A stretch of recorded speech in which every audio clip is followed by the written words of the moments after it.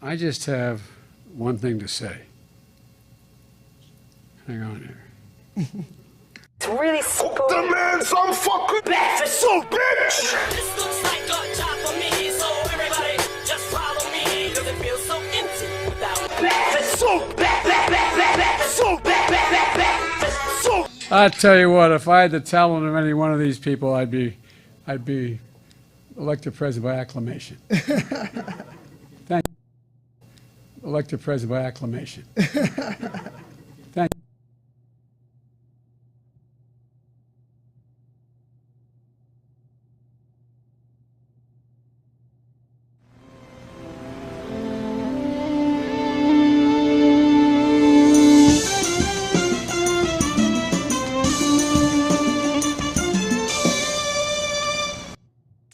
Like every Monday night, you are checking out Breakfast Super Raw.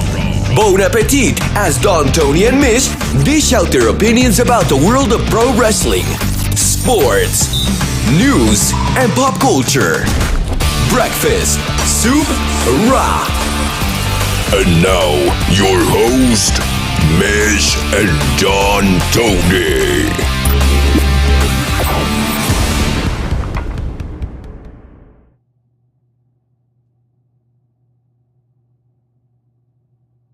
Bomb Squad. Pretty cool shirt. Got it from Brian Clark, a.k.a. Adam Bomb, Wrath. Much love, my friend. If any of you out there want to be a member of the Bomb Squad as well, Pro Wrestling Tees store has them on sale. I didn't have to pay for mine. It was a very nice gift. Beautiful gesture by Brian Clark, who is tuning in tonight. And all of you as well. This is Breakfast Super Raw, and I'm not alone this week. Join along with me is Anthony Missionary Thomas. What's going on, DT? Amazing shirt. I actually changed out my Bella's picture. You're going to have to. I'm sorry, Mish. You're going to have to take that one down.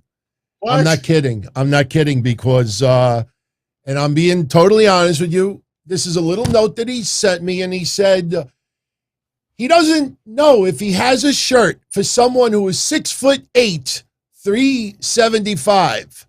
So I got a shirt, and he gave me this for you. Oh, that is, God damn, that's awesome. It's fucking awesome, man. That's for you, my friend. I waited to the show to surprise you. I tell you, the colors are outstanding. Yeah, that's fucking amazing. I'm telling you, the only way I could explain it is, you know that really green goop? Remember that green goop? It's like green. Right. That's what this looks like. It's that beautiful green.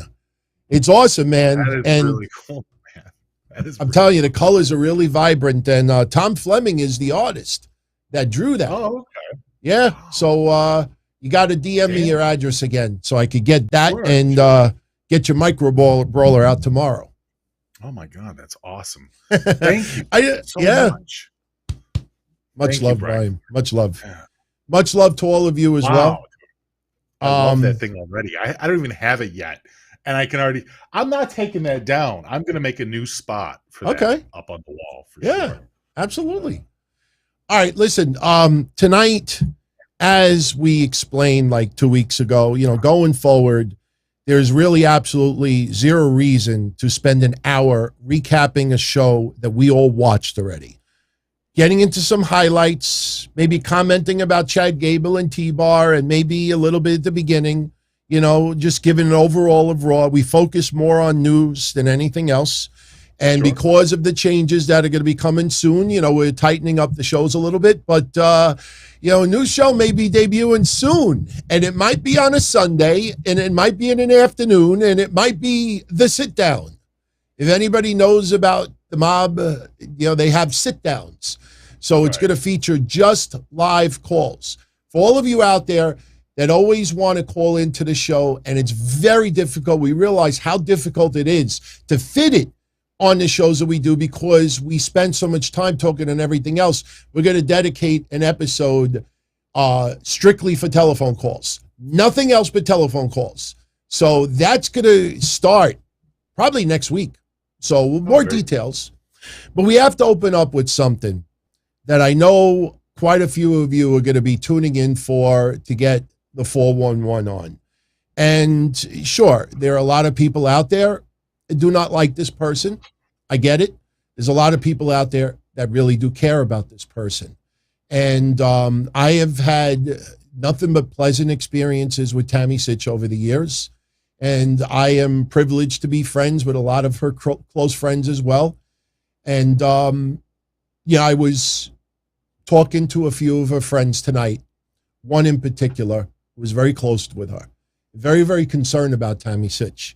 And I'm putting this out there because once some of these reporters on social media see what we talked about, what I wrote, they're going to race. They're going to claim exclusive news. All they're going to do is go on the court websites and try to search where did this happen. And then once they get that from the court case, then they'll say, oh, exclusive information. Here's the deal. Last week, Tammy Sytch was at an autograph signing. I might say, looking pretty damn good, hanging out with Rockin' Robin, Judy Martin, Wendy Richter, and Leilani Kai, along with Medusa. She's looking like, hey, she's turning her life around, getting a second chance. This is a picture of her from about 10 days ago, dropped a little bit of weight. As Mish has said before, making about 10 G's on OnlyFans per month. I mean, second chance, third chance, fourth chance. Well, unfortunately, making 10 grand a month doesn't override a serious disease that is alcoholism and a relationship that has become toxic, and it is a recipe for disaster. And that is what happened. Tammy Sytch has had a relapse, and a terrible one. She violated her restraining order. She got into a very bad physical altercation. I don't know how far I could or should be going with this publicly because no one else has this. And I'm not doing it as exclusive, but I'm putting it here so at least you know more of the humanity side of it. But she is currently in the hospital. Her condition was so serious that she was in ICU. The alcohol has returned. The bad relationship has returned. And this time around, she could end up getting thrown in jail for a really, really, really long time. As of right now, I think she's not scheduled to go to court or be arraigned until maybe the 1st or 2nd of December. But, like I said, I understand Tammy is the brunt of a lot of jokes online. I repeat, I have had nothing but great, experiences talking to her, stories, just friendship, not serious, close, but over the years. And I feel for her. And I know firsthand because my friend's father, became very, very physically violent when it came to alcohol. Alcoholism, for some people, it takes over your body. And this is a disease that I know Jeff Jarrett fights every day. I know others fight every day. And, there's a lot of people out there that are seriously fearing for this woman's life. Not saying anything with the S word, but I'm just saying that, how many chances do you get? You're talking 1, 2, 3, 4, 5.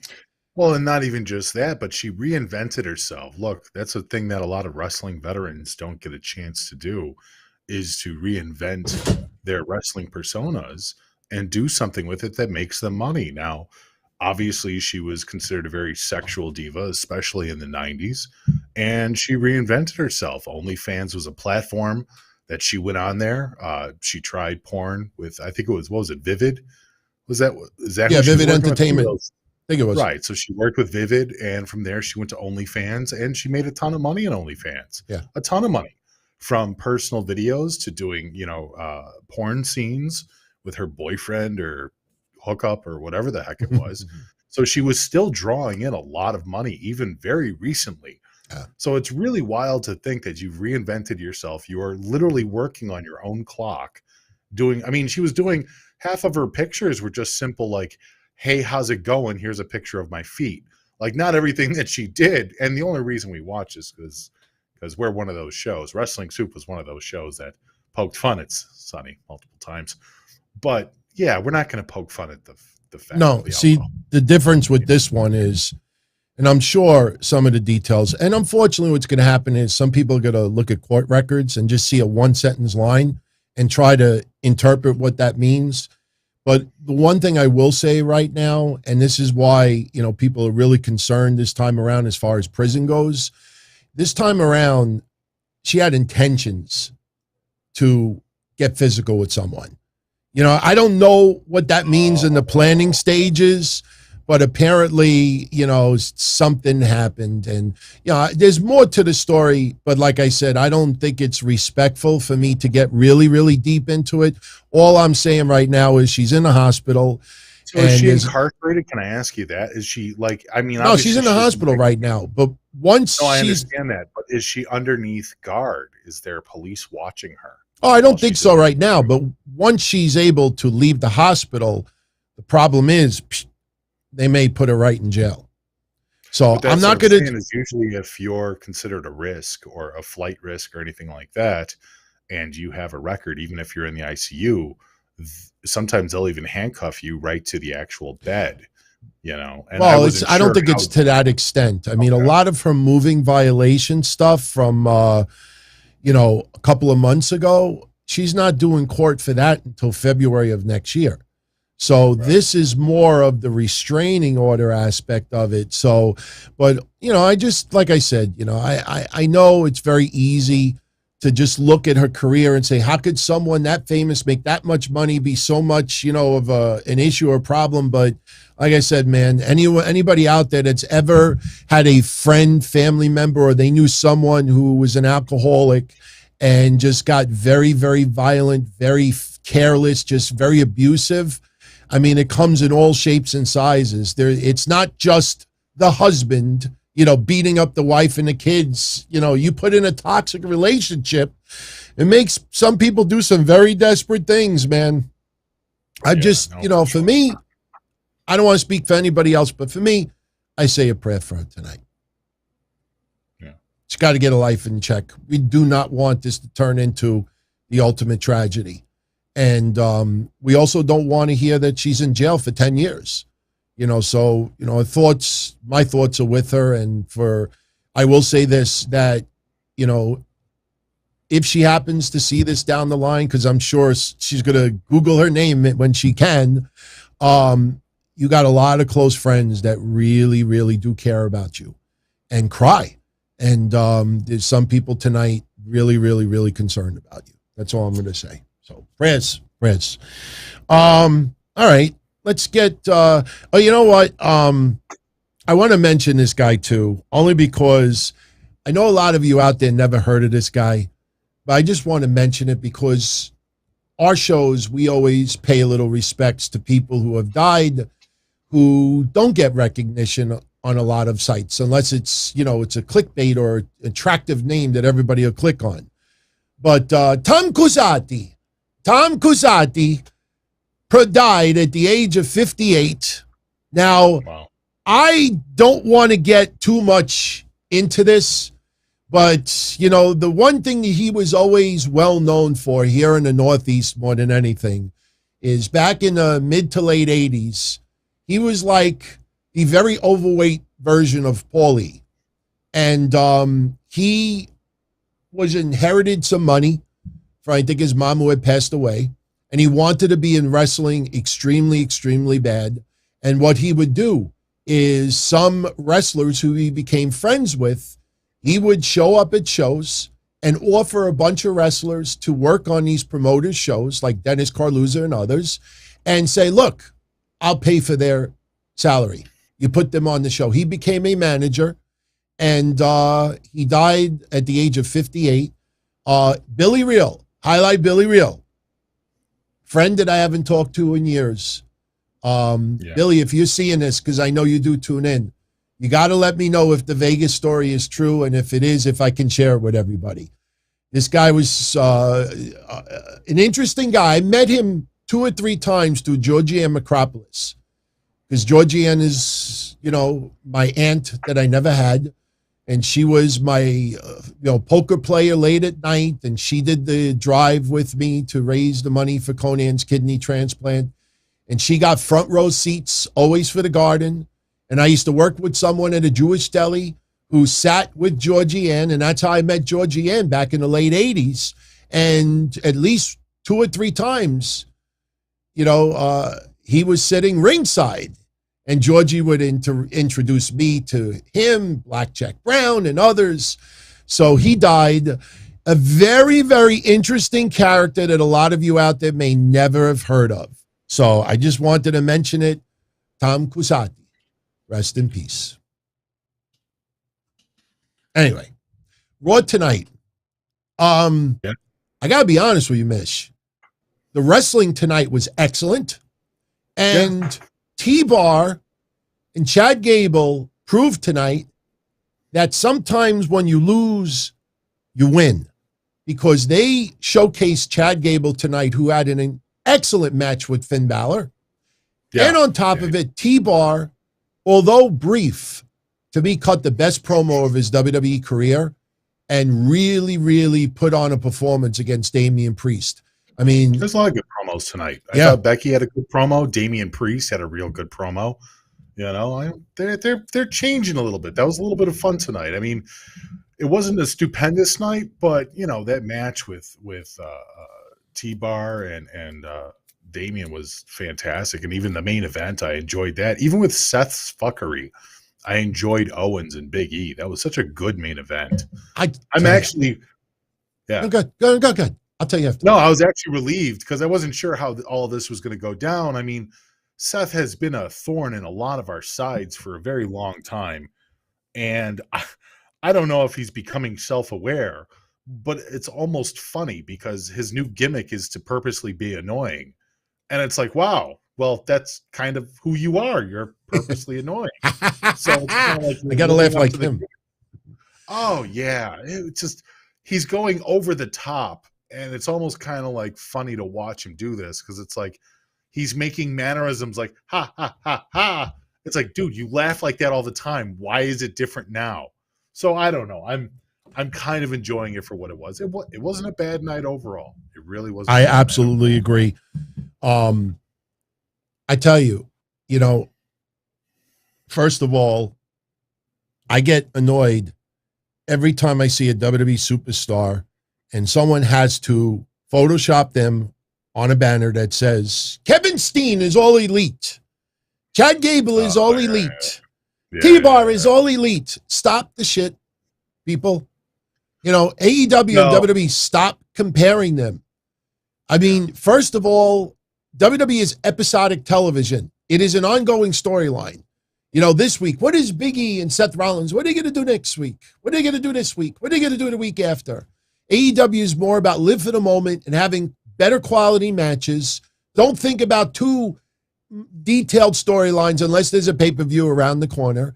And that's it. It's 2 totally different animals. It's like 2 different, I've said this before, it's like 2 different pieces of fruit. They're both fruit. But an apple doesn't taste like an orange, and an orange doesn't taste like an apple. It's 2 totally different products, and stop trying to commingle the 2. One of them is delicious, just big, thick chunks of watermelon. And the other one is durian fruit. So. Oh, yeah.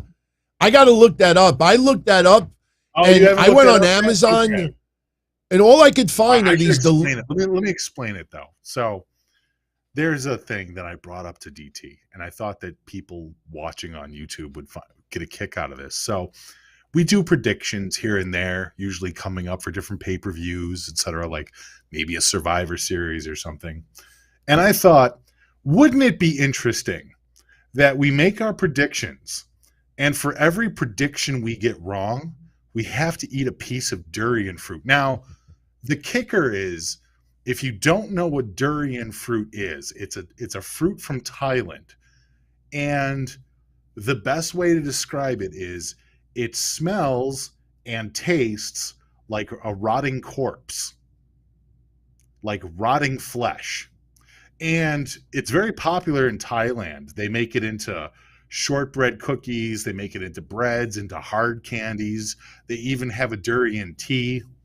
But I thought it would be very interesting to see DT and myself be put to the test on one of the bigger pay-per-views. And for every one that we get wrong, we have to eat a piece of durian fruit. I don't know. I'll do it. I went on Amazon and all I could find. Did anything? Yeah. All I could find were delicious cookies. All I could find were delicious durian cookies. I didn't see anything that smelled like zombie ass. You know? Oh yeah. I'm sure they call it delicious. Shout out to Brandon Jones. Much love, my friend. Thank you for the kind words and happy 9 months being a member over here. By the way, for everyone out there, if you're interested, friend of the family, Kenny Bolin, even though we disagree on our political views most of the time, he is a very, very good man, does a lot of worthy causes within the United States and beyond. And he is trying to raise money to help feed some kids in the Philippines. So any super chats that are donated today, no, we're not forcing you to donate to the cause. We will obviously accept what you give us, and we thank you. What I will do is out of the corporate account, so your contributions don't have to be part of it. Whatever we generate tonight in super chats, I will pull it out of my corporate account, and we're going to donate it to Kenny Bolin's cause. And I have a little post stickied over here, and if you want to contribute also, it's tinyurl.com/feeding the kids. So his goal is to just raise $1,500. I know he raised, as of tonight's show, maybe about $90 in 5 days. Yeah, we could blow that shit out of the water. So we're doing that tonight. And big shout out to Kenny Bolin. Very, very good man with his generosity. So,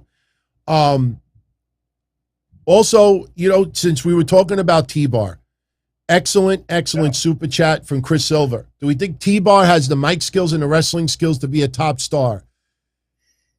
Yeah, no, we thought that he should have been the breakout a while ago. I mean, even when you go back to the group.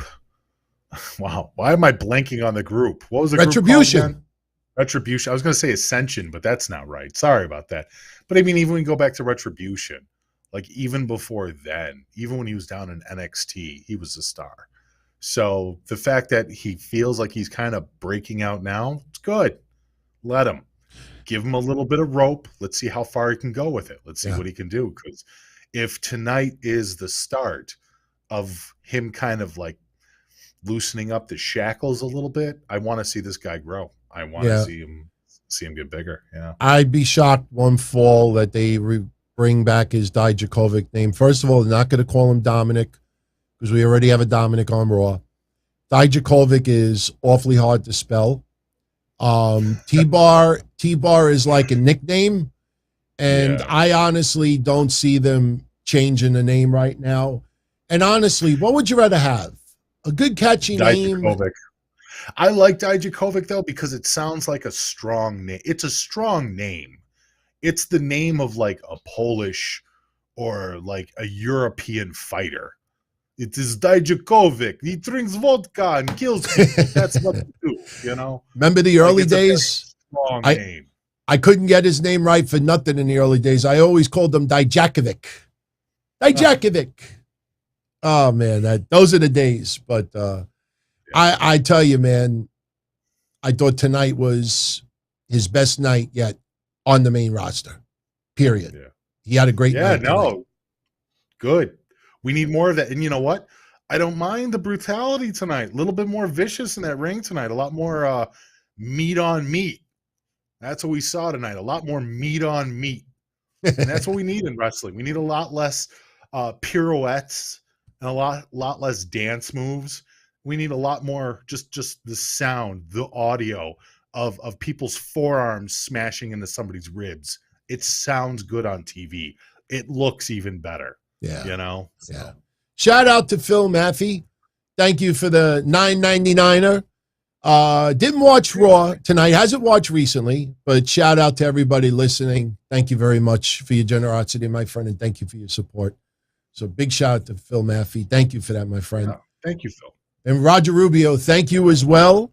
Donating to the cause. Right. Big shout out to us. Chat room, La Familia is strong and well. Absolutely, man. The family here is going well. And while everybody else seems to be going down, you know, the Donzilla Army and the Soup Army seem to be going up, which is a good thing. We don't want to see anybody go down, but it's nice when we look up our respective numbers and see nothing but green arrows. Depends on who she is, DT. Oh, yeah. I get it. Before I give a shout out to Crazy Cruiserweight, sir. I got to share. Oh, Jesus, that guy. No. I got to just share this. He'll get a kick out of it. The way I set this up, he'll get a kick out of it. On Raw tonight, we had the typical formula that's been going on for years. But if you read social media, it's as if they just figured it out 6 months ago. That when they want to determine the next challengers for a tag title, the tag champs will lose in some bullshit form in a challenger contender match. It happened, with the Usos. It happened with the New Day. It happened with Ziggler and Rude. It happens with every team. They lose a non-title to make the opposing team seem credible for a title shot. And we had that tonight with Rhea Ripley and Nikki Ash losing to Carmella and Queen Zelina. But the one thing I got a kick out of was while this match was going on, they showed Dana Brooke, and we will talk about Dana in a few minutes. We see Doudrop, and we see Liv Morgan and Tamina. And why I thought that was so cute was big shout out to Crazy Cruiserweight, because main event spoilers from today, Liv Morgan beat Tamina. She beats her in a match, and then 10 minutes later, she's standing next to her opponent watching a screen. Well, that's because Tamina is such a good sport, DT. You never realize it by the they went out for sushi after they have surrounding, but Tamina is a very gracious loser. She has no problem losing any or all of her matches. She's very much a team player, DT. That's what you got to remember about Tamina. I'm a fan of Tamina. Absolutely, man. And I'm not being sarcastic. I am a fan of Tamina's. Absolutely. Yeah. Also, Cedric Alexander beat Jackson Riker. So, Cruiserweight, thank you as always for the main event spoilers. Thank you, my friend. Before we talk about Dana and a few other topics, let's get into a couple other details from Raw tonight. I tell you, I don't know why people get so triggered when Corey Graves calls his fiance the hottest woman in WWE. Wouldn't any fiance want to say that? Wait a minute. Are people upset? Yes. That he's throwing compliments to his fiance? Dude, he was trending tonight on Twitter. And when you click on it to see why he's trending, this guy is stupid. What do they want him to say about his fiance? Oh, she's horrible in the ring. She's not really good on the eyes. Like, come on, people. Kayfabe or not kayfabe.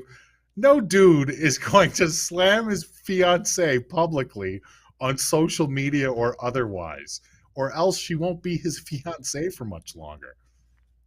I mean, come on. I know. Jeez. I know.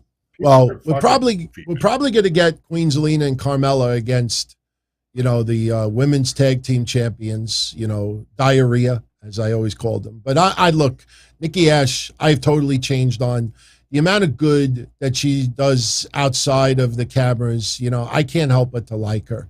I really can't help it. So, look, the women's tag team division is not all that great right now, but I'm sure Malachi Black is not complaining that Queen Zelina is getting a little bit of an opportunity right now. So I'm fine. He's probably more worried about that win that Cody got on him clean. Well, remember, wins and losses didn't matter as long as he just ruins the Nightmare family. As long as he ruins the Nightmare family, Mish, you've never played a game against someone and you beat them, or you lose, but you gave them so much hell and so much aggravation, that even though they won, they're like pissed off as fuck, and you feel like you won even though you lost? Didn't he put his boots in the ring not that long ago? Yes. I remember. Yeah. I'm just crazy, guys. Don't mind me. I know.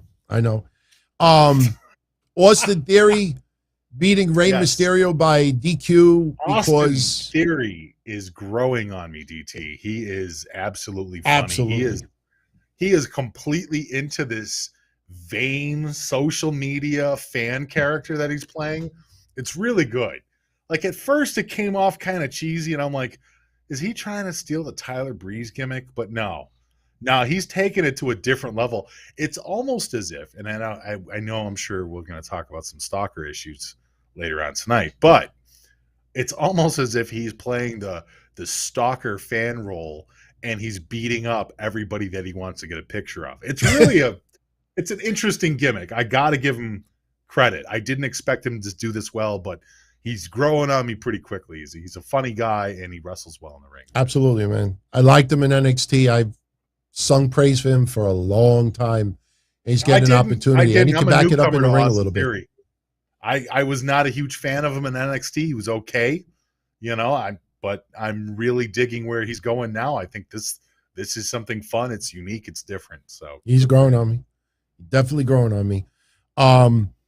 We had Dolph Ziggler and Robert Roode beat the Street Profits. Match was great. I mean, but the two things that stood out to me is once again Omos comes out to cause the distraction, and Montez Ford gets pinned as a result.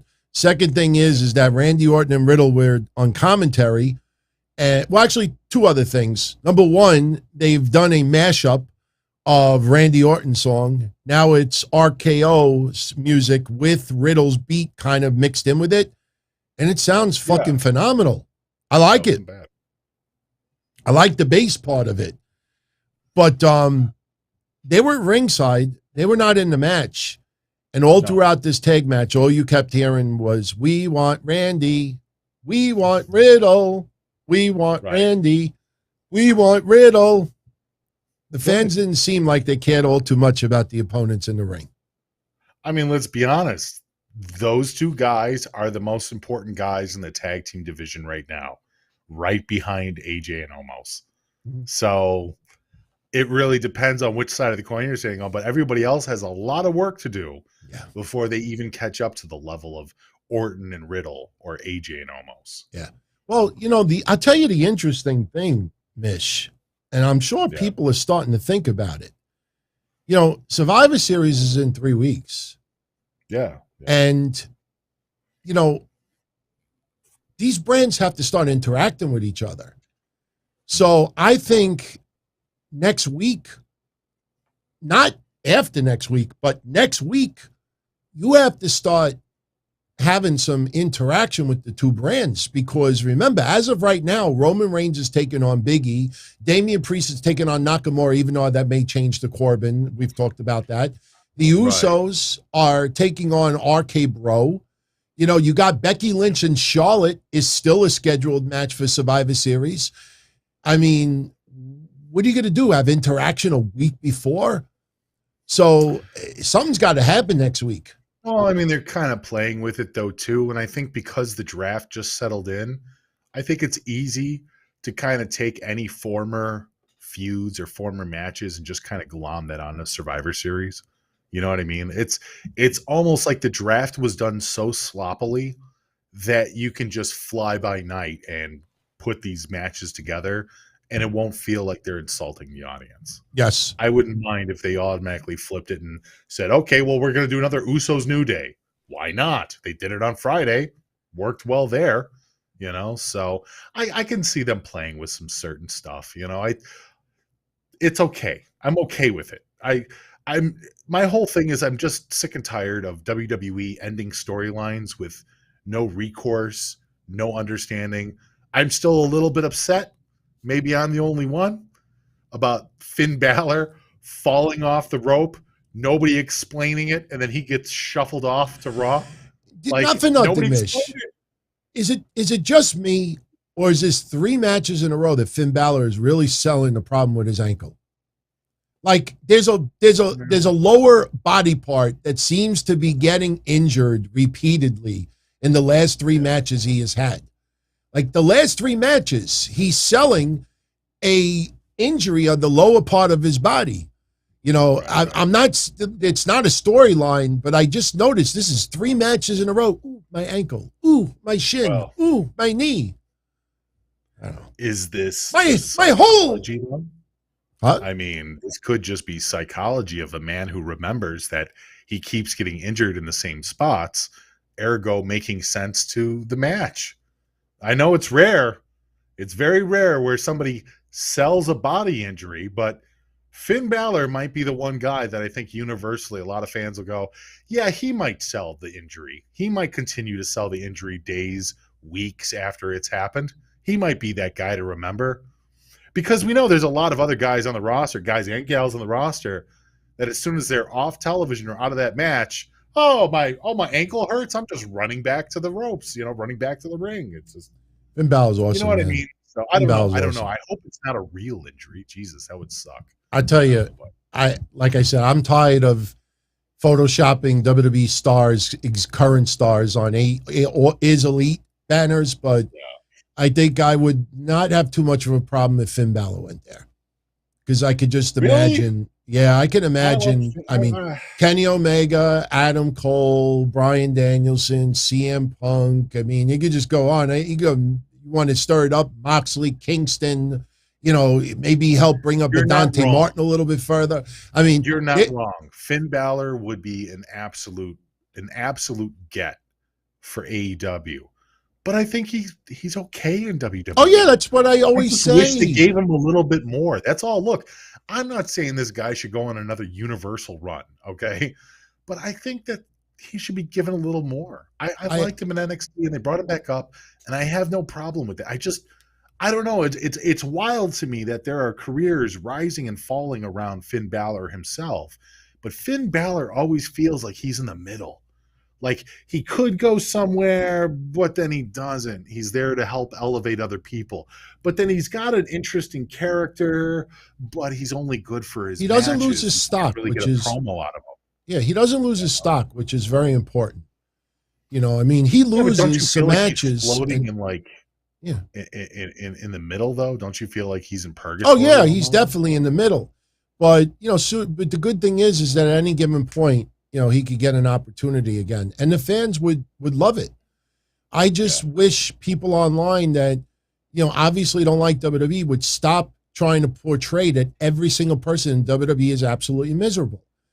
Some people do like to be performance art more than anything else. I'm not saying Finn Balor, but I'm just saying just in general. Also tonight, the other 2 matches. Before even that, Veer now has a last name. Veer Mahan. I don't. Is that like a combination of Muhammad Hassan? I mean, I like the name. I don't know the ties of his history to anything that's like a combination, but he can't just be Veer. Now he is Veer Mahan. What do you think? Veer Mahan. I'm okay with it. You know what? It's a last name fitting for a guy like him. He needs a very tribal, carnal name, and Veer isn't enough. Every time I heard Veer, it's like, what, veer off the road? Yeah. Veer into a tree? But Veer Mahan almost sounds like it's very carnal, very tribal. So good for him. Shout out to DX girl Gabriella and the Swerve Show. 3 names that we don't see every week, but much love. Yeah. Welcome. Glad everybody's having a good time tonight.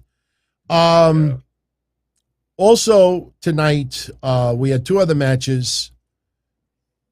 Interesting. First of all, Bianca Belair taking on Becky Lynch for the Raw Women's title, open up Raw.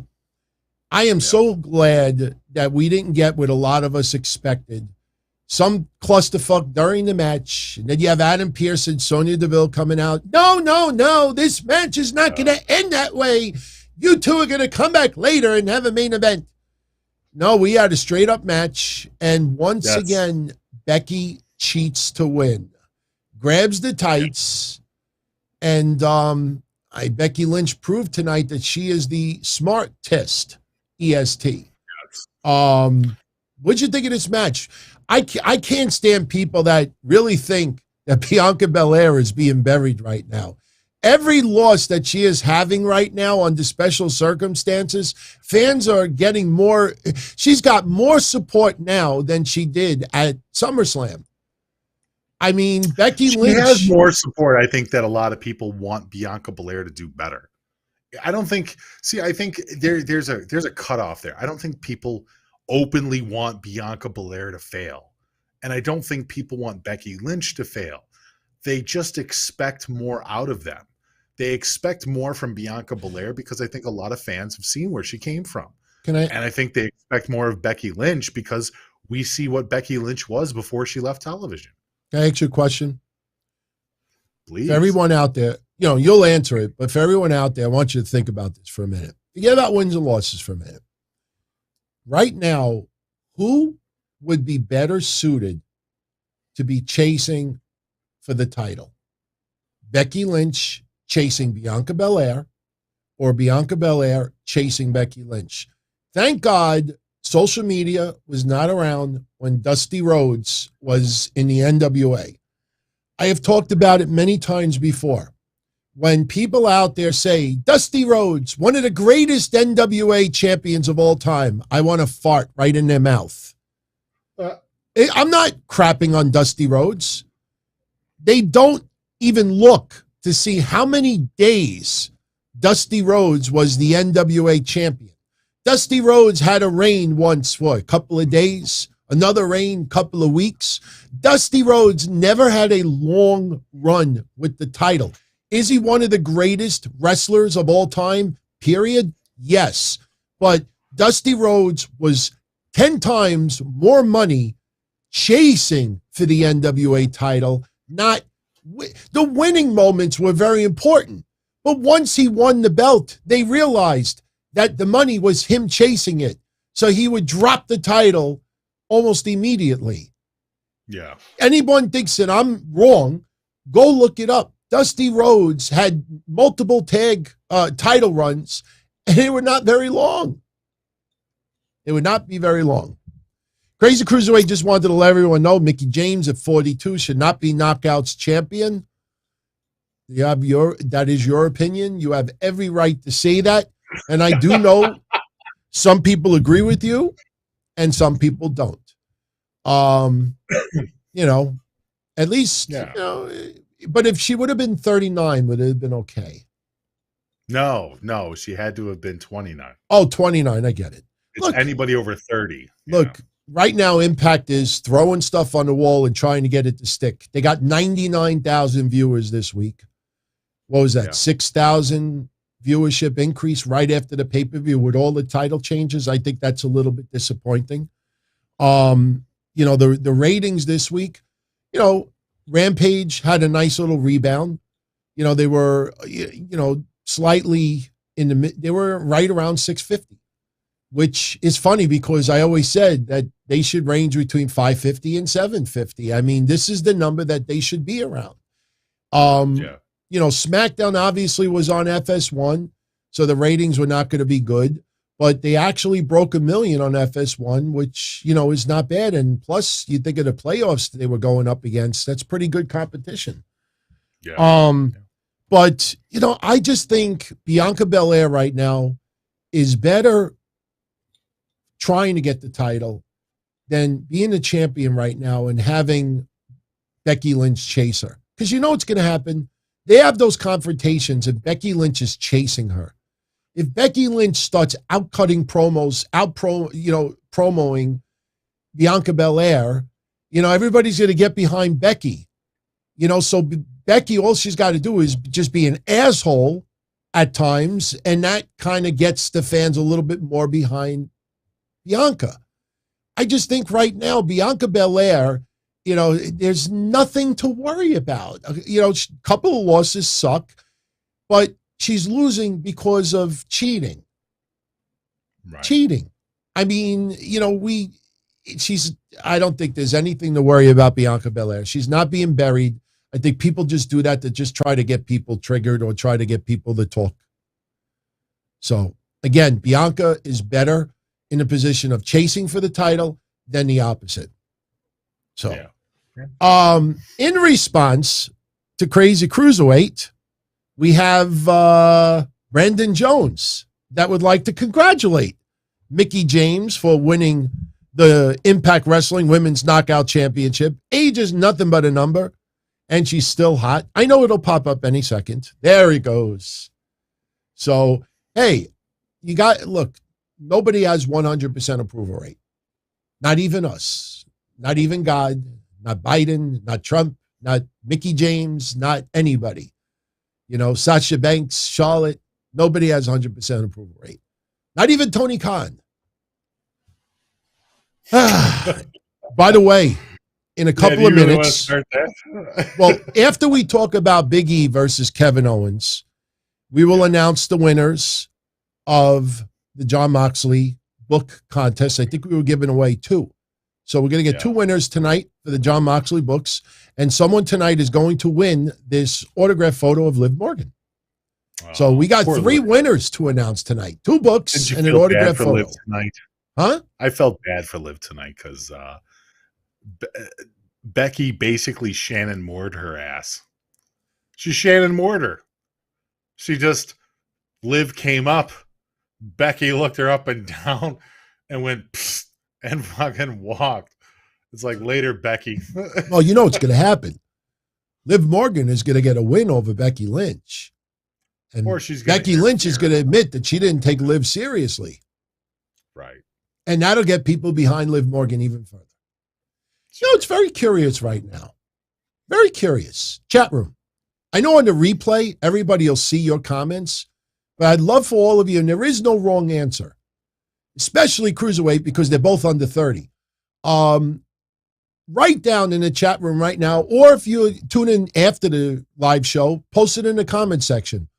If you had a choice right now of these 2 people, and only one could be Raw Women's Champion right now, who would you rather be champion right now? Liv Morgan or Bianca Belair? Who would you choose? Bianca Belair.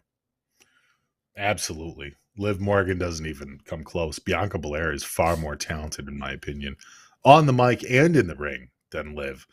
I don't know what the appeal is of Liv. I really don't.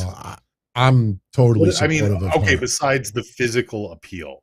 No, other than people think that she's pretty, I don't get it. She's been working hard, improving in the ring. She's not at that point yet. That's why when everybody said she should have won the briefcase, I thought that was ridiculous. She's not ready yet. Improving is one thing. Right, yeah, but improving is one thing, but you're going to try and put her on the same level as Bianca Belair? No. I agree with you. I don't think that she should be women's champion yet, but I do believe within the next year, she will be a women's champion. There's no rush with her. She, I don't want people. Why is she like 23 or something? It's just that, you don't want someone to be given the title because they got momentum on social media. Because if they're not ready for it, they're going to lose the title in a matter of, weeks, and then it's never going to be revisited again. Sometimes in order to get better, you have to be really hungry. Period. When you are no longer hungry, you become complacent. And the longer that Liv Morgan is not in that position, the hungrier she remains. So I think right now, Becky Lynch could help elevate Liv Morgan. I don't think Liv Morgan should be champion yet, but I know there's a lot of people that feel otherwise. So, Big E versus Kevin Owens tonight. I like the match. It was a very solid match. I hated the after-match bullshit. I hated it. It. Because why is Big E, and please everyone, don't get upset when I say it like this, hear me out. Why is Big E a triggered little bitch? Because Seth Rollins cheap shots him, and Kevin Owens goes for a pin anyway. Because Kevin Owens is apologizing for him, and he's like, you saw that. You saw that. You went for the pin anyway. You saw that. You saw that. You saw that. You saw that. Honestly, you saw that. Don't touch my arm. You saw that. I mean, Big E acted like like, why would you be so triggered and upset? It's just, I just thought it was forced and it was awful. Here's 3 reasons. First off, when Kevin Owens kept saying, I'm sorry, I thought we were leading up to Kevin Owens blasting Big E again. Yes. Like, it was going on for so long. I'm like, okay, Kevin Owens is setting this up. He's going to take out Big E. But at the other point, though, too, is you got to remember, I guess Kevin Owens and Big E are friends. So maybe there was some kind of a betrayal there. And that's why stupid. Big E's like, no, I get it. Yeah, it was so stupid. It wasn't stupid, but it did not need to go on for as long as it did. Yeah. I'm okay with Big E snapping on Kevin Owens because he's the champ. He's got to realize that everybody wants his gold. Everybody wants his Lucky Charms. So the only way that he can sustain himself is, other than New Day, he's got to realize that everybody else is kind of an enemy at some level, some more threatening than others. And I think that Kevin Owens was on the lower end, and he didn't expect this to be nothing more than an exhibition. And so the fact that there was the fuckery about, the fact that Seth Rollins got involved, even though earlier in the night, Kevin Owens says, if you get involved, I'm going to make you pay. Yeah. And I did like the fact that he called out Seth Rollins, and he said, it's all your punk bitch ass's fault. And I was like, good. So you've developed a storyline now where Seth has caused Kevin Owens to lose face because Kevin Owens no longer looks honest, because if you're looking at it from the view of Big E, was Kevin Owens in on it? Was Kevin Owens a part of this bullshit? Or is Seth just playing fucking games? Because both could be valid. So from Big E's point of view, yeah, the storyline made sense. But I agree with you. I didn't like how long they dragged it. It was like somebody had a timer and said 30 more seconds, and they just kept going. It was painful. I don't know, man. Thank you, Cruiserweight. After Raw went off the air, Big E took on Seth Rollins and defeated Seth Rollins, but by countout. Seth Rollins got out of Dodge, and Big E, he retains the title, obviously, but also won by countout. I like that they're doing some matches with him because, again, they're not facing each other at Survivor Series. So they're going to face each other either the week before Survivor Series or the week after Survivor Series. I mean, I don't know. Maybe TT, they do the right thing and they start establishing storylines down the road for other pay-per-views. Yeah. I mean, look, that's one of the things that WWE has been guilty of for years. And I'm pretty sure that everybody in the chat, no matter what side they're on, can agree. WWE has a bad habit of only focusing on the feuds that are going to happen at this event. Yeah. WWE needs to expand a little bit and start branching out relationships, good or bad or indifferent, for further fights and feuds down the road. Mm-hmm. And if this is what this ends up being with Seth, DC, I'm okay with it. Yeah. That was your Raw tonight. Pretty good show. Great wrestling. Yeah, some people getting some opportunities that normally don't, and I think that's going to help them in the near future. So sure. Before we go any further, let's announce some winners, shall we? So remember last week for the episode, for those that wanted to be part of the Liv Morgan contest to give away this autograph photo. Yeah. And for those out there that wanted to win Jon Moxley's book, all you had to do is post a comment in the comment section. After your comment, you put hashtag Liv, L-I-V, or you put hashtag Mox, M-O-X.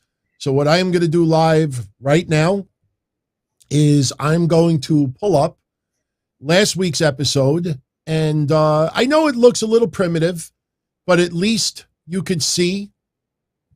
Mish, you see my mouse? Wait. Yeah. You see my mouse? You see me doing this? Yes, okay. I do. All right. Pick a number 1 to 10. Pick any number you want. 14. All right. 4. 4? Okay. You said 1 to 10. I'm sorry, and I said 14 because I'm brilliant like that. Okay. 4. All right. So 4. So you will see right after Ember Moon on the top, I'm going to write the number 4. Okay. So at least you can see this is live. You all can see on top that this is live. So what I'm going to do in the top left-hand corner is I am going to select the contest, pick a winner. And then obviously the comment from last week must contain a phrase. So when I do hashtag live, this is going to do is going to randomly pick somebody from last week. And you have up until next Monday at 11 p.m. to claim your prize. Email me, dontony@dontony.com, or DM me on Twitter. And what we'll start doing, I think, next week or the week after when we do the next contest, there is a way that I can actually contact you on YouTube. It has to do with notifications and stuff like that. I mean, I have to, figure out how it's done, and I'll explain to everybody. This way you don't have to contact me outside of YouTube. But I'm going to pick a winner right now. And whoever this lands on gets the Liv Morgan photo. If this person does not claim it by next Monday or decides they don't want it, then we'll pick a new winner next week. So congrats to Benjamin, 019.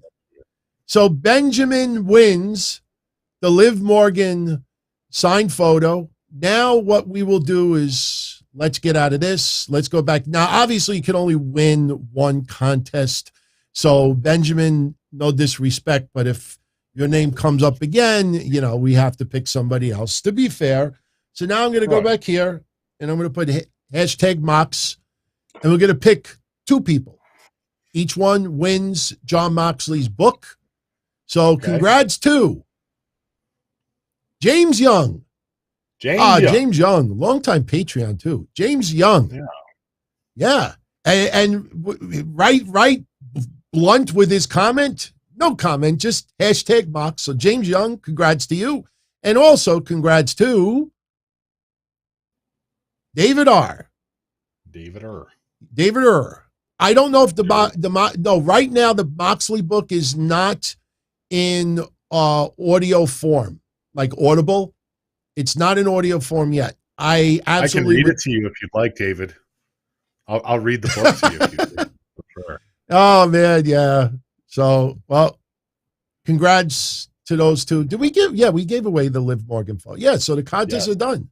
So very cool. So congrats to the winners. So indeed. Yeah, back on to the show. That was pretty cool. Mish, over the years as a wrestling fan, and for the chat room as well, there's been a phrase in wrestling where they always say it's that time of the year. It's the time-honored tradition. What did they always talk about? Like a certain time of the year. It was always like a time-honored tradition every year. Something with wrestling. WrestleMania, Survivor Series, the Big Four. Thanksgiving, you always have a WWE pay-per-view, WWF pay-per-view on Thanksgiving. Well, it's that time of the year. It's that time of the year. It happens every 3-4 months where Dana Brooke has to post a self-improvement, reassuring herself. People preying on my downfall. That will never happen. WWE has been there for me through it all, and it's only up from here. Married to wrestling, and that's my passion. I got this. So, her convincing, herself and to others that, it's all up from here.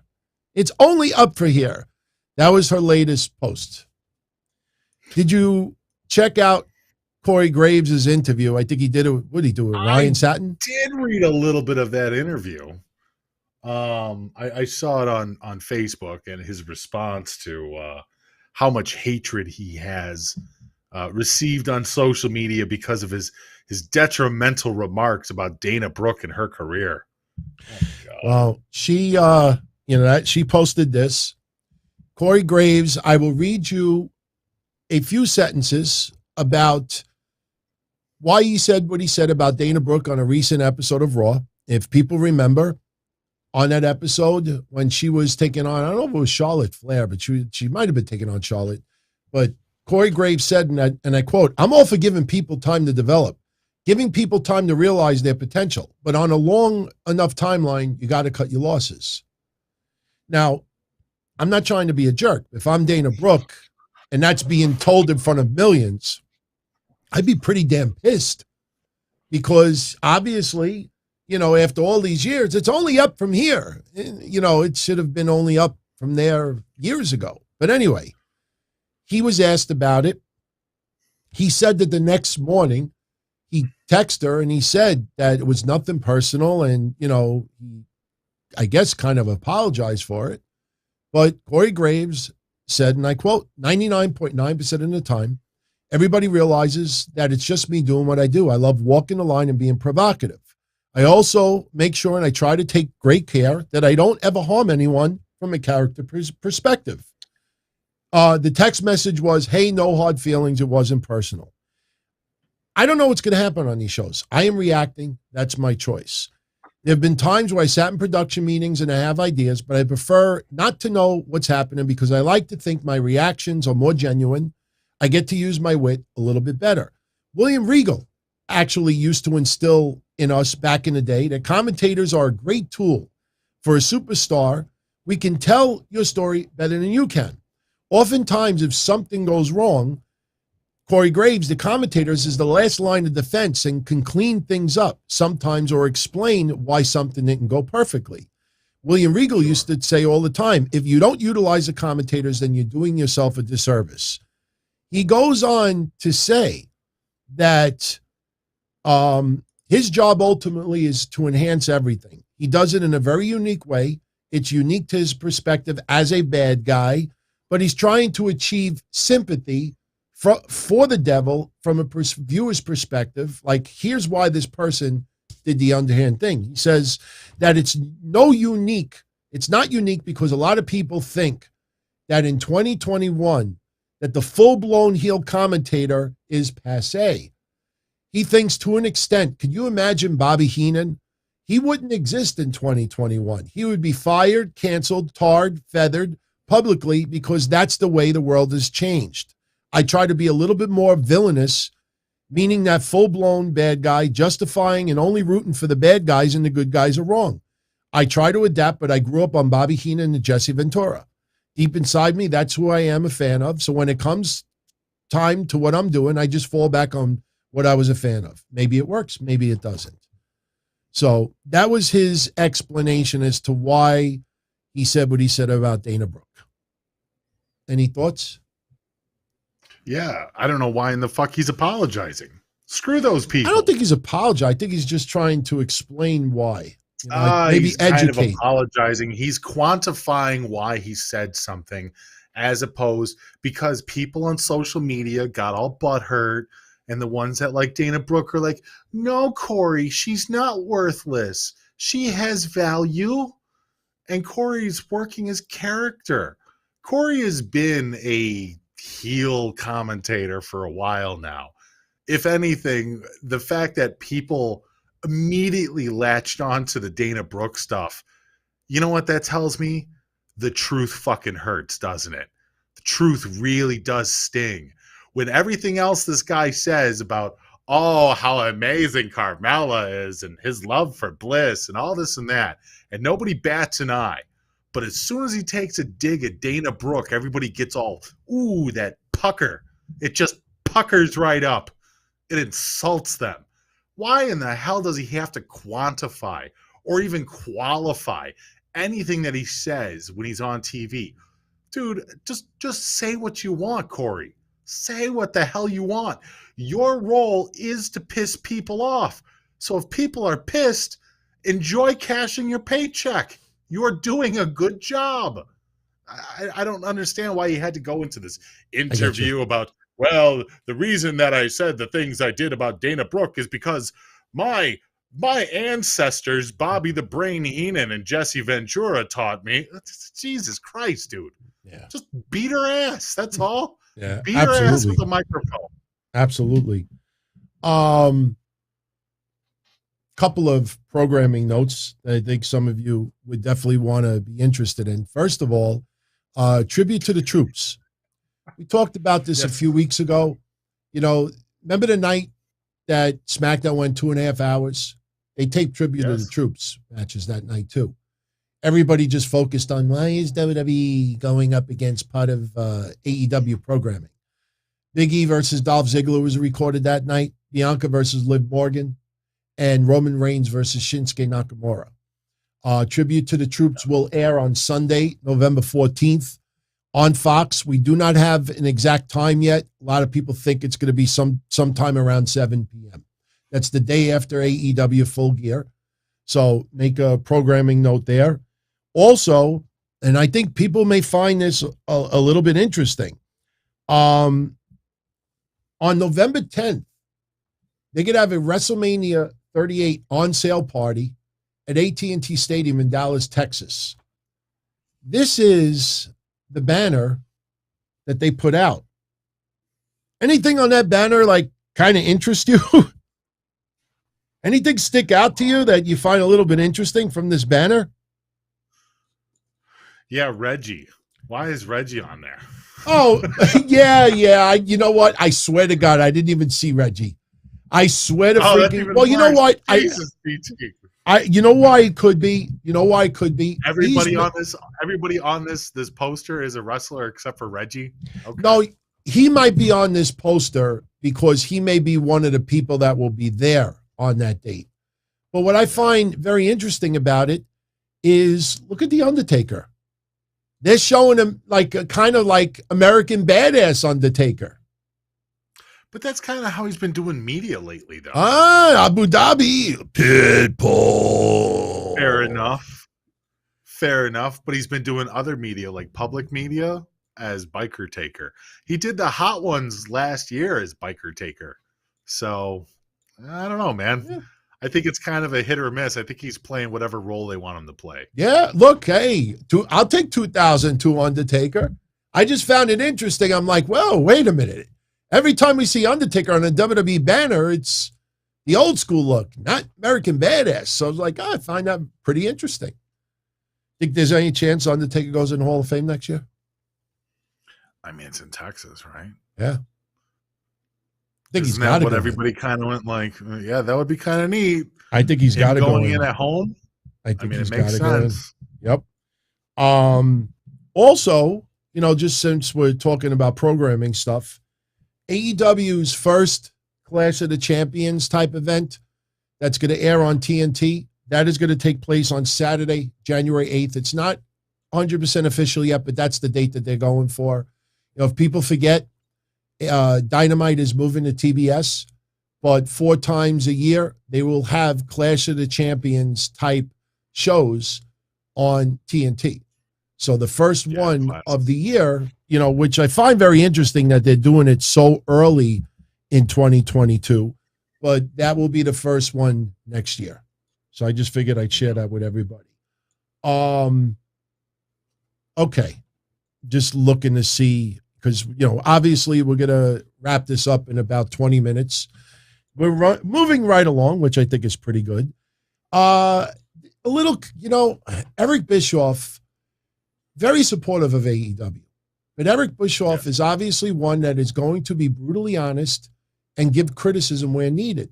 Suddenly, Eric Bischoff is evil to a lot of people out there.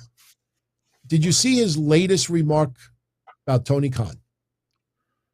I've seen a few remarks that he's had about Tony Khan. I don't know what you mean by his latest, like the last 24 hours. This one. Came out over the weekend pretty much, and I saw so many websites just totally ignore it. Eric Bischoff says, and I quote, "I almost wish I could reboot WCW just to show Tony Khan how it's done. I wouldn't have a comedy champion or make fans wait 3 years for a payoff to a story. I could restart WCW tomorrow and get more viewers than AEW. Not an opinion, it's a fact. Tony Khan is not a genius. He has just been ambushed by Near Rofe." Near, did you get my email? I sent you that file. Do not super chat. Okay, he actually just answered me. All right, so I'll do the other call tomorrow.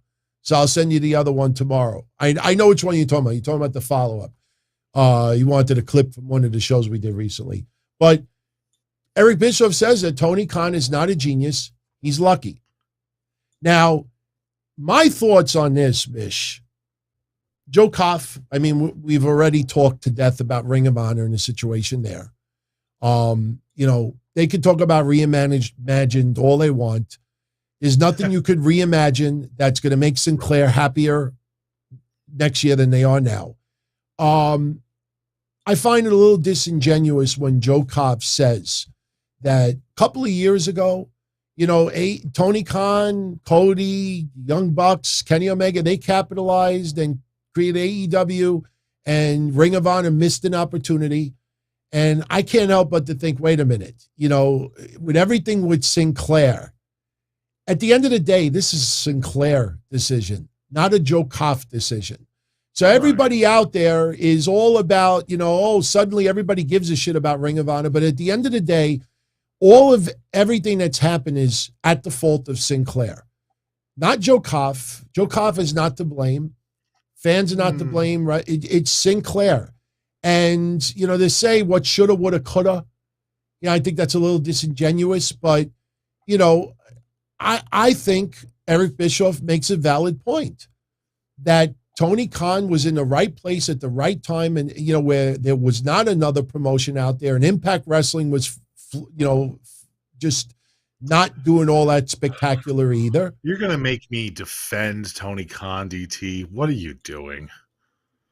I have to slightly disagree. I'm saying, I could understand why I'm not saying that Tony Khan is not smart. Tony Khan is very smart. Right. Well, he was lucky to be in the position that he's in, but he was very smart to go forward with it.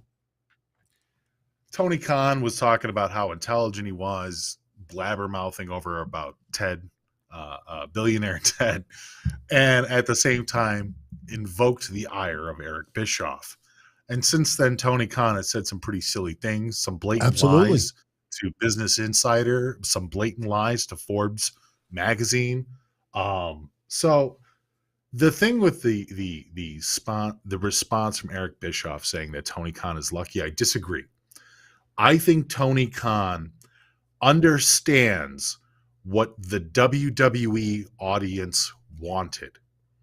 And when AEW was originally formed by ROH and Sinclair at All In, he understood. And when he was watching that, he realized what those fans wanted.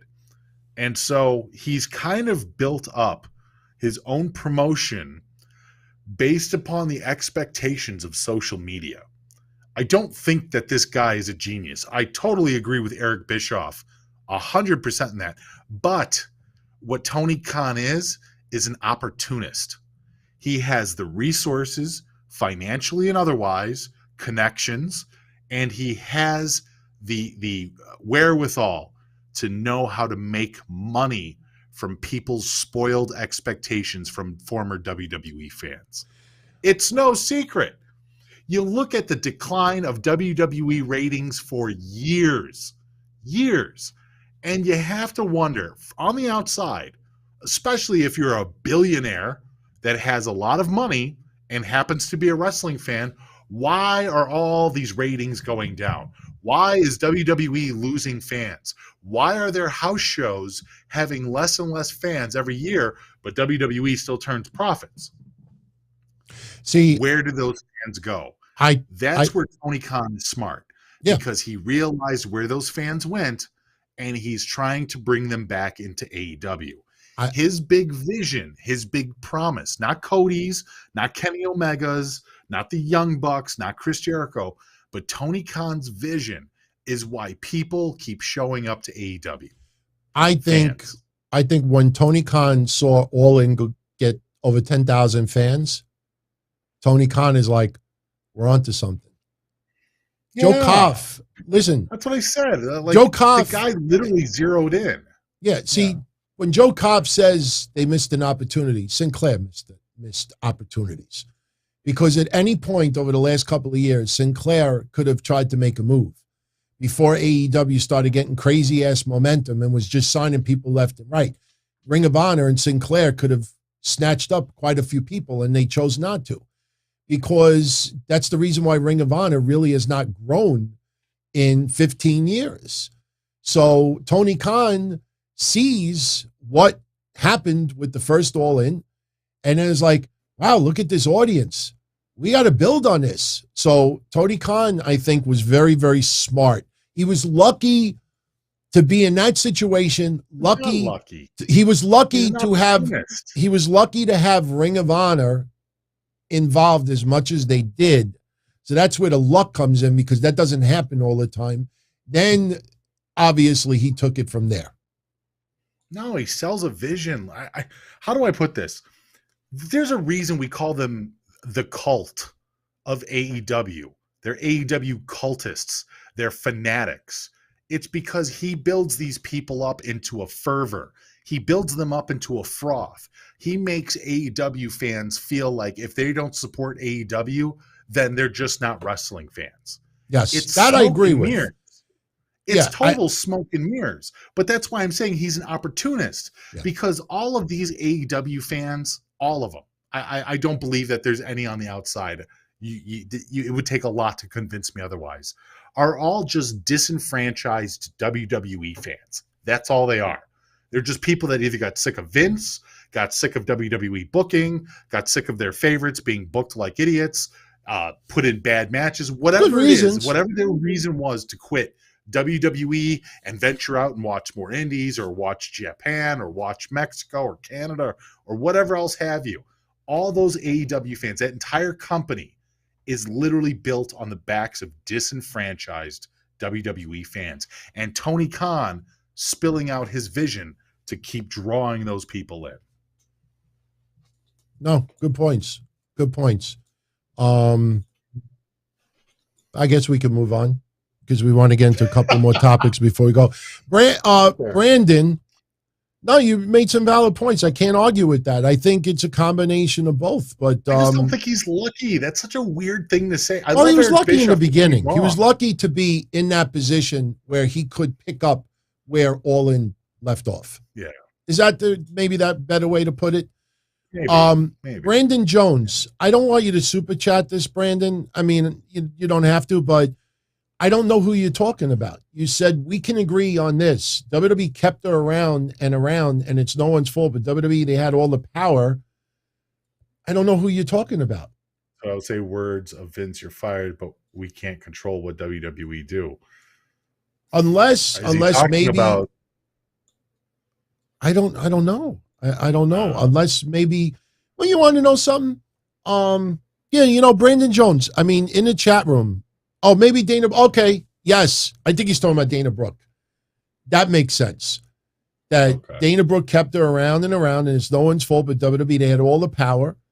Look, I don't want to see Dana Brooke fired, but, every few months, it's the same, let me pick myself up and let me remind everyone and let me assure everyone that this is the time and this is the moment and this is this. Moxley wrote a book and wrote about Kevin Dunn and a lot of the politics in that company. Something tells me that if Moxley could get treated that bad, that they're not going to walk on eggshells whenever they're around Dana Brooke. So, she's not even a thought. Yeah. I think Dana Brooke is lucky to still even be in conversations right now. Yeah. I mean, she hasn't done anything notable in the ring for a while. She isn't really seen as a strong wrestler. She's not seen as a strong promo.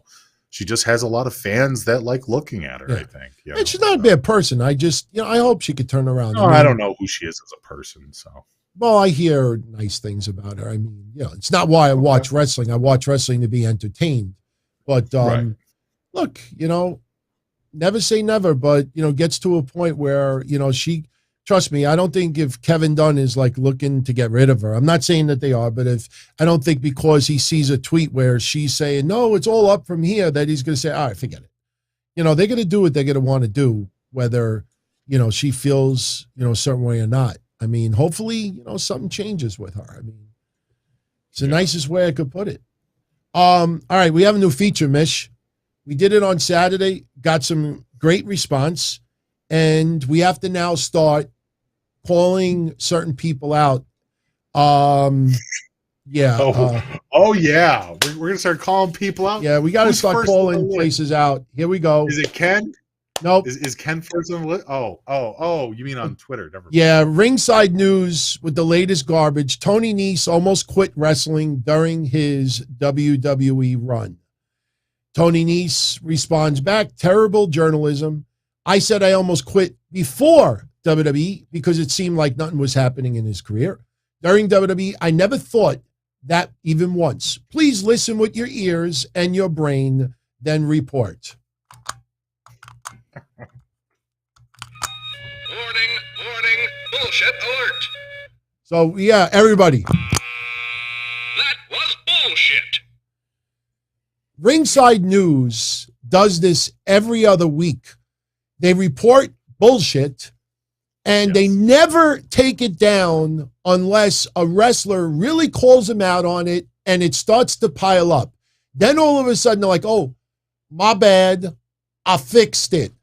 Bullshit detected. Take precautions.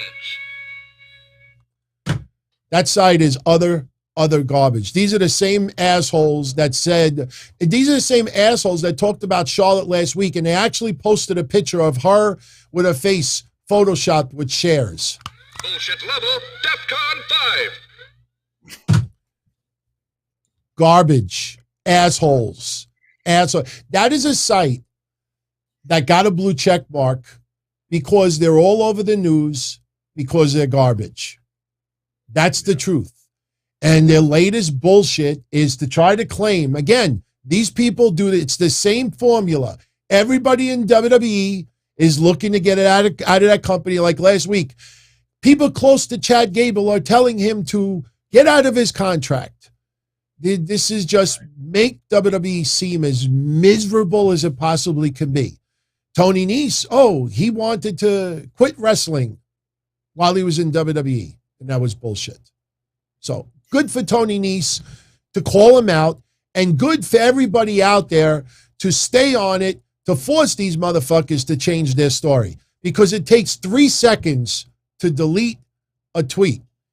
And they have written so many wrong things, and they just leave it there. They'll post an update, but they'll leave the original wrong shit online. And they are assholes. Toxic. Which is really weird. and maybe you can clarify this for me. So I still run underneath the guise that AEW absolutely influences a lot of the media sites and podcasts that are out there. Not all. Obviously not all. They don't have that much money. But for a company, and I do say company, like Ringside News, where their head writer still kind of does work with WWE, isn't it kind of weird that they would use that clout, Mr. Satin, Mr. Dildo, in order to kind of flex with bullshit news like that? Listen, Mystery Man, I'm not giving them attention. Everybody knows who the fuck they are, because anybody that pays attention to news sees people confronting them over their bullshit. So if anybody out there starts following their site because of bullshit news, you deserve to get bullshit news. So it's different. It's different. I could see if they were better journalists than, let's say, us. We're not journalists, but let's say we were journalists and they were better. You know, why do you think so many places out, so many shows out there? But do you think that that's what they're doing? Is that they're using the fact that Ryan sat and worked with WWE, he was doing that stuff on Fox with them for a little while. Do you think that they're using that in order to draw people in with bullshit news in order to do the clickbait?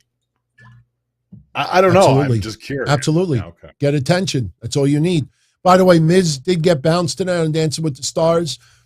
If anybody followed it closely today, you could have figured it out. Miz, I think he got all 8s on his votes. They had him in last place.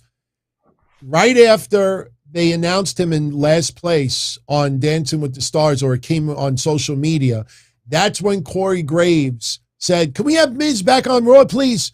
So WWE knew that if it was going to go south today for the Miz, that's when you get a name dropped. And I mean, they've been telling everybody to vote for Miz every week, but if people notice, this week they mentioned Miz after the voting was pretty much done.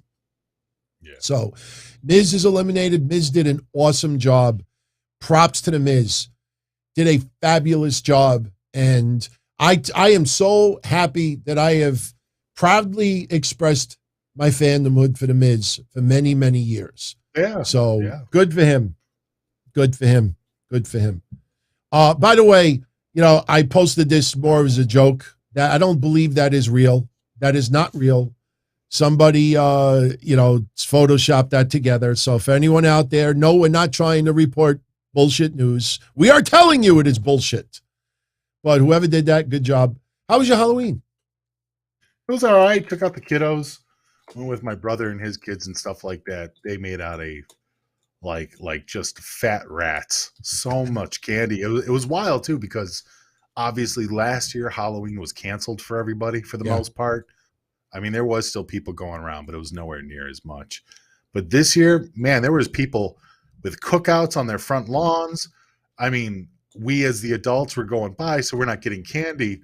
But then there's dudes with like big igloo coolers full of beer and fucking whiskey and White Claws, and they're just handing them out. They're like, for the adults, And it was pretty wild. Like, and we were around north side of Chicago. There was a lot of places, a lot of homes taking place with this. I was very impressed because, being back in Chicago, I was kind of expecting we're still dealing with COVID. You're still dealing with the lockdown. Matter of fact, it was kind of funny too. I don't know if you've seen these yet, but there was a lot of candy shoots. I never saw the candy shoots before, but it's this long PVC pipe that people paint up, and it goes from the top of their stairs all the way to the bottom. Oh, so if you don't want to just leave out a basket, you leave the bag. Grab it. You can just sit there and just toss down the candy in the chute. And so that's pretty cool, man. That is pretty cool. Like a conveyor belt. It's almost like a conveyor belt. That's pretty cool. We saw probably at least 1,000 kids, if not more, running around these blocks. So it was kind of a throwback, and it was nice to see so many kids involved with Halloween and stuff. Not as much decorations. I mean, there were some houses that totally did it right, don't get me wrong. But for the most part, people aren't decorating as much anymore. It was nice to see the community out there, but the decorations not so much this year. Still not yet. Maybe in time. Shout out to Darren Gordon Hill. Thank you very much for the 5-pounder. He says Miz is his greatest rags to riches story in WWE. Who was ours? I mean, Miz is a good one, coming all the way from the real world as just this annoying kid on the real world. Absolutely. But I don't really know if I look at him as rags to riches, because he got MTV time that really kind of bumped him into WWE and all that other stuff. So I guess when you think rags to riches, I think somebody like Piper, who was homeless, didn't have parents, and became Roddy fucking Piper. It's like, I don't know. I mean, there's some hard luck stories out there. Even Ric Flair, people forget his parents aren't his real parents; they're his adopted parents. My choice. My choice. My immediate choice goes back a little bit longer. Bruno came from, immigrant. He was an immigrant, came over on the boat, didn't speak English, escaped. I don't know if it was communism, I think it was. His family lived in the mountains, and, he had nothing. He had nothing. So I probably would go with Bruno. As far as like the ultimate rags to riches, I mean, especially when you think about it at a time where, you didn't have the luxuries of today and conveniences. Right. So I'm sure there's a ton. Booker T. I'm sure there is. Especially when you talk about the older generation too. Man, I can't even tell you how many hard luck stories there were probably back then too. Yeah. I don't put The Rock in there, Lloyd, and only because his family, maybe The Rock had to sleep in a car, just like Mick Foley had to eat cans of tuna fish. I mean, I could give you a whole bunch of indie wrestlers who have now made it in wrestling that were making $5, $10 a show. It's their families had roofs over their heads. We're talking about people who were homeless that came over and didn't have anything, period. I think Booker T would be a good example. Booker T's backdrop, having to be, the breadwinner, at such a young age. There's a lot of good choices. Maybe The Rock is not a bad choice, when you think about it. So, Mercedes Martinez did a great interview on Bells to Bells. That is a podcast. And, you know, just to summarize it, I think the biggest noteworthy item coming out of it is that when she worked AEW All In 2019, they never, Double or Nothing. I'm sorry, she was the Joker in Double or Nothing. That AEW never offered her a contract. And that was something that you and I, even back then, we were wondering, like, you know, we wondered, did AEW, where are they going to go with it? Right. Because we were really curious that, wow, she signed with WWE. You would have thought with a brand new promotion and Mercedes Martinez with 20 years under her belt, she could help teach the stars of tomorrow. She, she showed a lot of love to Awesome Kong, who was really helping out the women's division at that time. But she revealed in the podcast that AEW never offered her, which I find very interesting. It is. Yeah. So it's a good interview if any of you out there want to check it out. So also, I don't know what you all think about this, but I found this, it's not a big deal. In fact, I had it on the title for tonight's episode. I'm going to obviously replace it with the Tammy news because it is, you know, a serious story. But WWE came out with a top 10 list of what they call the scariest female superstars in their history. Alexa Bliss topped the list. I might not disagree with that, depending on the context of this. Well, I'll read you the top 10. And this is WWE, by the way. I can't bring up other promotions. Number 10, Mei Ying. Number 9, Ariel. Remember with Mordecai or whatever his name was at the time. Number 8. Malachi 7, right? Oh, no, it wasn't 7. He was Mordecai, and then he turned into, what was Mordecai's name when he was with? Kevin Thorne, wasn't it? Kevin Thorne. Thank you. Yes, Kevin Thorne. So number 9, Ariel. Number 8, Karma. Number 7, Victoria. Number 6, Shayna Baszler. Number 5, Nikki Cross. Number 4, Sherry. And I wish they would have called her Scary Sherry instead of Sensational Sherry, but they didn't. That's okay. Number 3, China. Number 2, Luda Vachon. Number 1, Alexa Bliss. So you're telling me more people were terrified of Alexa Bliss than Luna Vachon? Are they terrified of her social following? Because if that's the case, she absolutely deserves number 1 all day. The stands for Alexa Bliss are some terrifying people. Yeah, that's it's an interesting list. Okay. I would have put Karma number 1. Okay. Yeah. I would have put Karma number 1. I would have even put Luna at number 1. Yeah, Luna number 1 is a good one. Especially being Mad Dog's daughter. Like, Luna had some fear to spread around to people. Absolutely. The way she sounded, the way she looked with the paint on the side of her mohawk. Like, I'm with Rams fan. Bull Nakano, I think, should be on that list. Oh, Bull Nakano? Yeah, there you go. You know, China wasn't scary. China was intimidating. She wasn't scary. Yeah, China wasn't scary. I mean, you know who should have been up there as scary? Santina. Santina would have been up on the list as scary. Oh, man. I'm surprised they didn't put Nicole Bass on that list. I mean, why would you? Girl? I don't know. Yeah, she was in there for a little while. Remember with the cat? Oh, Nicole Bass was a good friend of mine. Look, I'm not going to give Nicole Bass stories tonight. So everybody that knows them already, not tonight. But that's an interesting list. Victoria, she was crazy.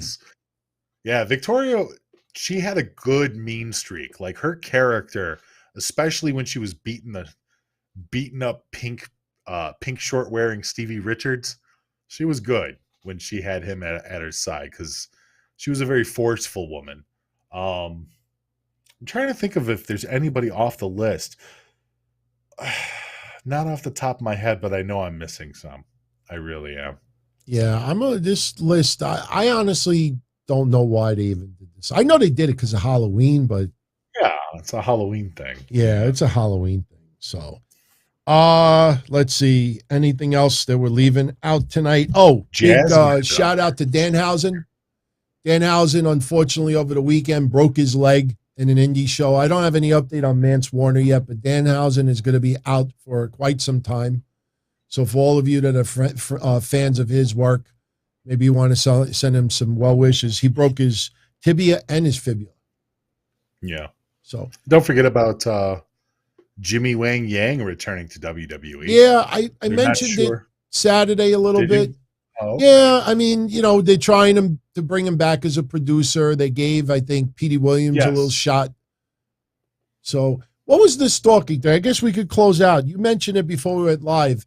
Are you talking about the whack job with Sasha Banks? Yeah. Share with everybody, because we could close out with that. Share that with everybody. I mean, do you want me to read it or show it to you? Or if you want, I mean, why not? If you want. So, while he's pulling that up, shout out to the family. I also want to shout out Joe Cool and Diamond Jackson, who are new patrons. And by the way, for everybody out there that's asked me this for years, and I don't know why I never did it before, but for everyone out there that always wanted to be a Patreon, but is not interested in the Patreon content, you could sign up there, and I call it the buy DT a cup of coffee. A cup of cuppa, spelled C-U-P-P-A, a cup of coffee for DT. C-U-P-P-A. $1. It's $1 tier. You don't get nothing but a thank you. But for everyone out there that always wanted to be a patron, but not interested in the content, go check that out. A cup of coffee. Shout out to both of them. All right. I don't know if it'll show. No, you can. I'm gonna see. Let's see. You just probably have to zoom out a little bit. Yeah, no, I'll switch it over to this one real quick and I'll just read it off. Yeah, what is that? I see jeans in the background. Is that covering up a peepee? It sure is. Oh my God. So this guy goes online, he's going on social media, and we're not really sure if this is a cry for attention or if this guy needs some serious medical intervention, mental intervention. But he goes online and he starts talking about, I'm nearly done with the dream catcher I started for you, brother. I mean to finish it, but now things are so hard for me that I can't see its final result. You don't know how much that hurts me. To be robbed of my imagination hurts the most, and I'm sorry. Let me pull this up. Oh, I got it. He says, you don't understand. This person, Sasha Banks, has ruined my life, and she has lied to me every step of the way. I don't give a fuck who knows anymore, but she has fucked up my life, and she is the person responsible for my death. She has killed me. That's what I mean. I'm talking about the real Mercedes Vernado, the woman whom I've had an online relationship for the past 8 months. And I'm not lying about it, but she damn sure knows how to lie.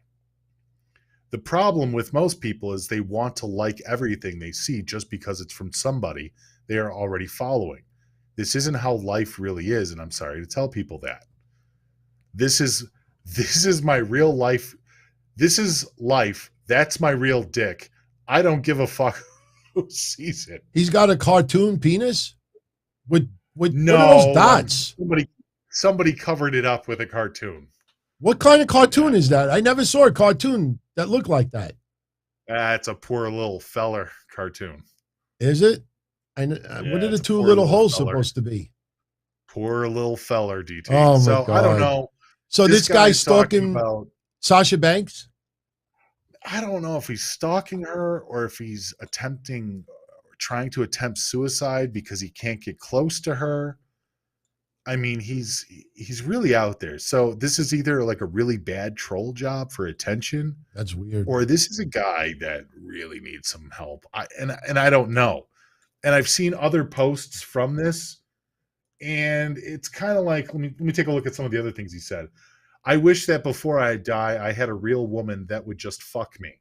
Unfortunately, don't feel like there's any woman out there that wants to, that there's even close enough by me to want to. At least not one that isn't seeking professional gain from it. All I want is a piece of pussy. I'm a man, and I'm not ashamed to admit that. I love women, and I love the feeling of my dick inside one. I am not ashamed of that. I'm not surprised that there isn't one honest woman out there. Not one of you women is honest enough about your feelings or your bodies to be in touch with yourselves to admit this truth. Men are not accepted in this either. Men have the same feelings towards other men. I don't care who knows and doesn't know the ins and outs of Kent. I am a man. I love women and I like men too. It doesn't mean I'll have sex with men, but I do like them because they're like me. Don't ever mistake the difference. I'll kick your fucking ass if I don't like you. I don't know what to make of it. There's a lady that lives down the block from me that's, I think, 410 pounds. Seriously. I mean, just think viscera, but like white and hasn't showered in probably 3 years. I guarantee you that if he just like sends her like an Instagram message, I'm sure she would definitely sit on him. I think, why doesn't he just go on like Match.com? There's got to be whack jobs out there. Rojo Bear. What's up, Rojo Bear? But he's throwing up like attempted suicide or something like that and trying to put it on Sasha's shoulders. Like, I don't know if he's actually stalking Sasha or if he's just making up shit in his head or if he's just doing this to elicit a response. It's very weird. It's really weird.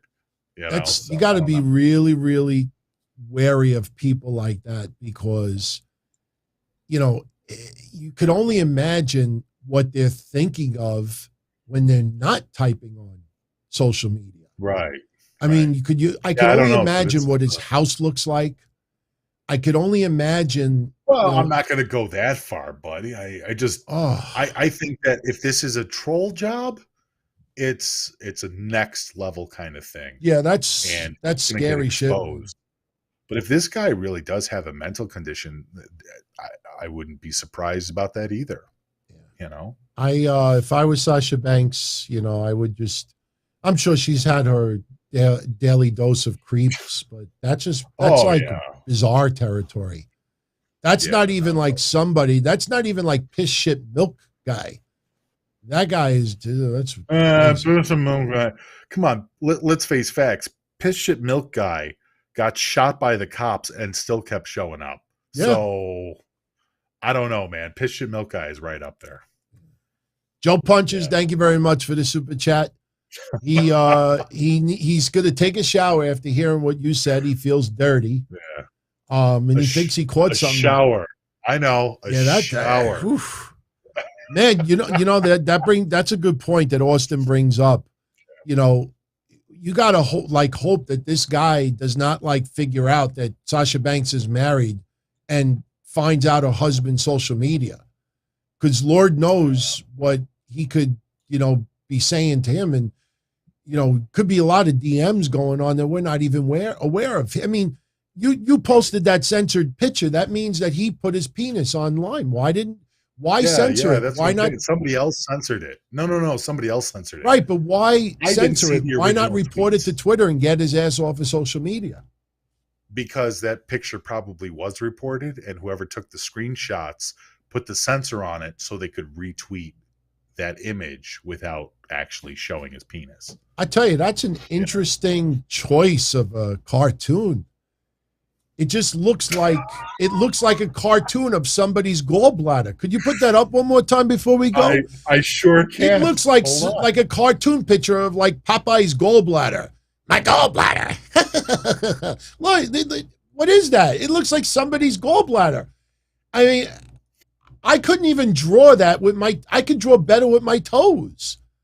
I mean, that's what you come up with? Back in the day, I used Samoa Joe. Remember, I put the tribal cock with Samoa Joe over Titus O'Neil's pee-pee? Titus O'Neil still has me blocked for that. I've done nothing but praise that man for the last 10 years. And I'm sure he doesn't care, but ever since that accidental pee-pee, for people that don't know the story, Titus O'Neil at one time posted a picture of his penis in his hand to a female, and it accidentally tweeted it instead of sending it on a DM. And it was deleted very quickly. But as you know, when something shows up on Twitter, it's never truly deleted. And I reposted it, and I put Samoa Joe when he had the tribal tattoo on his face when he was in Impact Wrestling. I don't even know why. Boy, what a way to close out tonight, man. But you know what? We actually are under 2 hours tonight.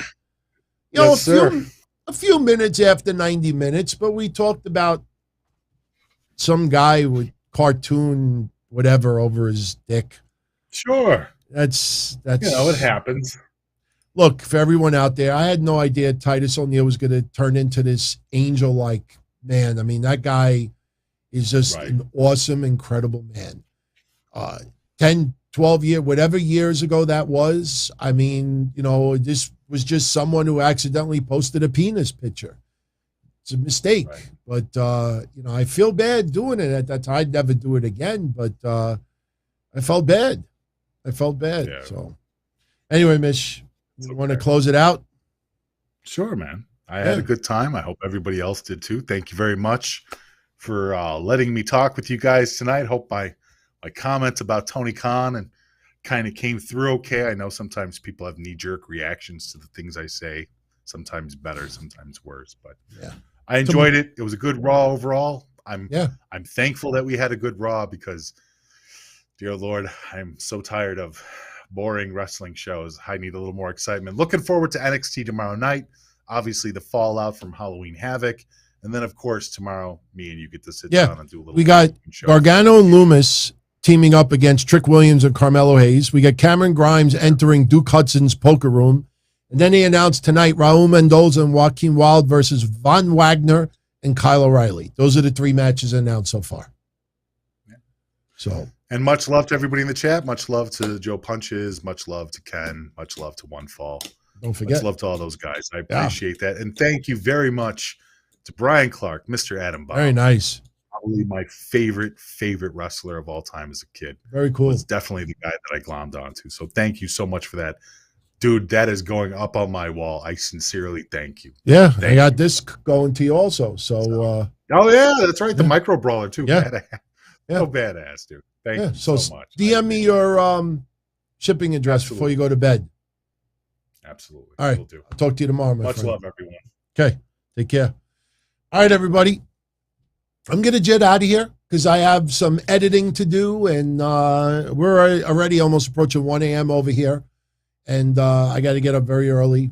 Once again, Mish creeping us all out with that. I couldn't do that on the fly. But I hope you enjoyed tonight's episode. If you would do us a solid on the way out, seriously, if you enjoyed the show, hit that like button. You know, the more you do that, even though you're only allowed once, you know, the more you all do that, the more it tells YouTube you enjoyed the show. It's amazing that we're getting closer to 22,000 like this. I mean, I think it was only 10 days ago we hit 21,000. And as I said on Saturday, you know, someone had told me like a year and a half ago that you're going to hit a certain number and you're going to get a momentum. And once that momentum starts, it ain't going to stop. And it feels like it's starting to get there. So we'll see what happens. I tell you, I liked what Darren, what did you write earlier? The Cup of Coffee Club? What was that it? The Cup of Coffee Club? I like that. I think I'm going to have to change the title on that Patreon to the Cup of Coffee Club. But, yeah, I was dead serious about that Sunday call-in. I mean, when I think about it, it either would have to be an afternoon show during the week, and I really don't want to do 2 shows in one day, or Tuesday or Sunday. And, you know, Sunday seems to be the more logical, but I'm going to work on it. I'll definitely keep posting in the community section here, and you keep sending me your input, and we'll put together something good. I like the sit down because that's a big mafia reference. When people used to get together for meetings, they would have what's called a sit down. So sit down with Don Tony or the sit down. I got to see if there's other shows with that name also. I don't want to copy anybody else's shit, but yeah, we'll see what happens. I'll definitely keep everybody posted. And as far as that announcement, that announcement should happen this week or next week. As far as the next level where these shows go. I expect the contract to be sent to me within the next couple of days. And believe me when I tell you, when that contract comes over, I'll read it, Make sure that there's no sneaky things in there, which I know that there isn't. I'm going to sign it, send it back, and I'm going to say, when can we tell the world, piss everybody off? I thank you all for hanging out tonight. I hope your Halloween was great for those who celebrated it. And if you're around tomorrow night, join us on Patreon. We'll be up 10:05 p.m. Eastern. And if not, I'll be here Wednesday night at 10:05, right after AEW Dynamite. Dynamite right now has Cody versus Andrade. We have Jon Moxley versus Orange Cassidy in the semifinal of the Eliminator tournament. The winner takes on Bryan Danielson at Full Gear. And then we have Anna Jay versus Jamie Hayter in a TBS championship tournament match. That is what's announced so far. Not bad. I think AEW has to continue pulling back a little bit, even if it sacrifices a little bit on the ratings. They can't be shooting all these bullets, these hot pay-per-view quality matches on free TV. They got to start pulling back a little bit. They need to, calm down. I know a lot of us, we want to be selfish and just have pay-per-view type quality dynamites and rampages every week. But for the longevity of AEW, they really need to, just slow down a little bit. For real. They can do whatever they want. But for those that really want to see them succeed in the long haul, nice steady pace. I think we all agree on that. All right, everybody. Have a great night. Much love as always. And listen, if you pick up one of these shirts in the Pro Wrestling Tees store, the Bomb Squad, send me a picture of you wearing it, and we'll start putting together a little collage of the Bomb Squad here, and we'll post like a little collage. We'll update it every week, and we'll put a little collage up there. Everybody who's a member of the Bomb Squad. Obviously, I would be right in the middle, or Mish, but yeah. Great night, great Raw, great weekend, and I'll talk to you all either tomorrow after NXT or Wednesday after Dynamite. So be well, everybody. Good night, and you all take care. As far back as I can remember, I always wanted to be a podcaster. For me to live any other way was nuts. To me, those goody-good people who worked shitty jobs for bum paychecks and took the subway to work every day and worried about their bills were dead. I mean, they were suckers. They had no balls. If I wanted something, I just took it. I ran everything. I paid the bills. I paid the host. I even paid the masked maniac. Everybody had their hands out. Everything was for the taking. We always called each other good fellas. You would always hear from somebody. You're gonna like Don Tony. He's alright. He's a good fella. He's one of us. But if you're part of my crew, nobody ever tells you they're gonna get rid of you. It doesn't happen that way. There weren't any arguments or curses like in the movies. See, your haters come with smiles. They come as your friends, the people who've claimed they care the most for your life. And now that's all over. And that's the best part.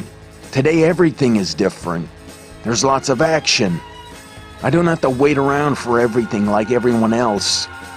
Oh, I didn't get the vaccine? Fuck you, vaccine me. Oh, your delivery guy has COVID? Fuck you, feed me.